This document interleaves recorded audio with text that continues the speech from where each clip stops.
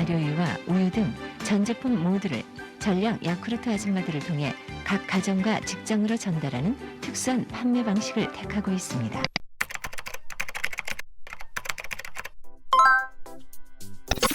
(1971년부터) 시작된 야쿠르트 방문 판매원. 주로 중년 여성이 담당하는 일이기 때문에 야쿠르트 아줌마라고 쉽게 불러왔습니다.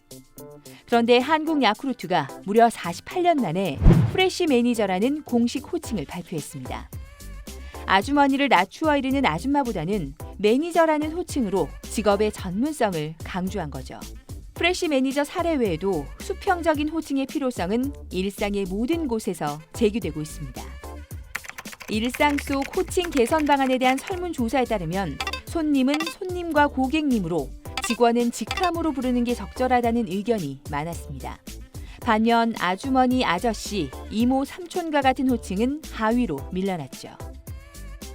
특히나 가족관계 호칭 문화 개선이 필요하다는 의견은 청와대 국민청원에 수차례 올라올 정도로 뜨거운 논쟁거리입니다.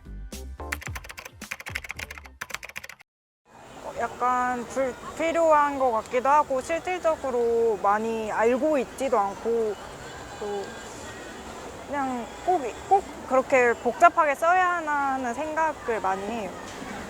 추석이나 설날에 명절 때 가다 보면 어떻게 불러야 될지 헷갈리는 경우가 있어서 네이버로 찾아보는 경우에 또 인터넷 찾아보는 게 있기 때문에 차라리 한 가지로 통합해서 남자든 여자든 똑같이 부르는 문화가 생겼으면 좋겠다고 생각합니다. 한국의 가족 호칭은 꽤나 복잡합니다. 학렬, 나이, 서열, 그리고 성별에 따라 세세하게 구분돼 있죠. 하지만 시대가 변하고 성평등 의식도 높아지면서 불평등한 가족 호칭을 바꿔야 한다는 의견이 많아졌습니다. 한 설문조사에 따르면 도련님, 서방님, 아가씨 등의 호칭에 대해 여성은 90%가 넘게, 남성의 경우도 절반 이상이 호칭을 바꿔야 한다고 답했죠. 이런 변화는 최근 몇 년 사이 대학 내에서도 퍼지고 있는 분위기입니다. 대학생들은 서로를 선배나 형, 누나 등의 호칭 대신 이름에 씨를 붙여 부르는 경우가 많아졌죠. 요즘에는 이제 가끔 조별과제 같은 거 하다 보면은 처음 보는 사람들도 만나고 막 그러는데, 그럴 때는 이제 뭐 친근하게 부른다기보다는 누구누구 씨 뭐 이런 식으로 약간 좀 정이 없어진 것 같다, 그런 느낌이 좀 있어요. 국내 회사에서도 수평적 호칭을 사용해 자율성과 창의성을 높이려는 시도를 찾을 수 있는데요. CJ그룹과 SK그룹 등은 이름에 님을 붙여 부르고 카카오그룹은 영어 닉네임을 사용합니다. 하지만 이런 수평적 호칭이 한국 사회 정서에 완전하게 받아들여지지 못하는 부분도 있습니다. 저희들 세대는 뭐 쭉 어른들 내려오시는 그대로 신우한테는 아가씨, 시동생한테는 도련님 이렇게 불러왔으니까 이런 존칭으로 쓰는데 뭐 크게 불편하거나 뭐 평등하지 않다 이런 생각을 해보질 않았어요. 회사의 수평적 호칭에 대해서도 실효성이 떨어진다는 우려도 있습니다.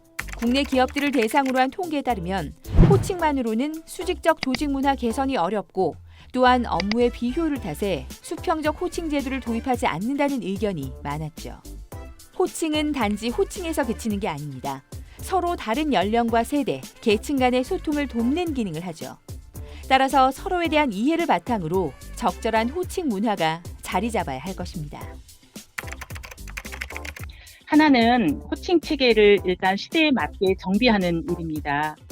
여전히 현재의 호칭 체계에 대해 불만이 없는 세대가 존재한다고 할지라도 시대의 흐름에 따른 인식의 변화를 반드시 고려해야 할 것입니다.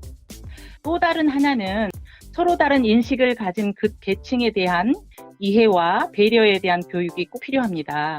상대방이 어떤 환경에서 성장했는지, 그들이 받은 교육은 무엇이었는지, 그 사회문화적인 토대, 그런 것들에 대한 이해, 이런 것들을 기반으로 할 때만이 진정한 배려가 가능하기 때문입니다.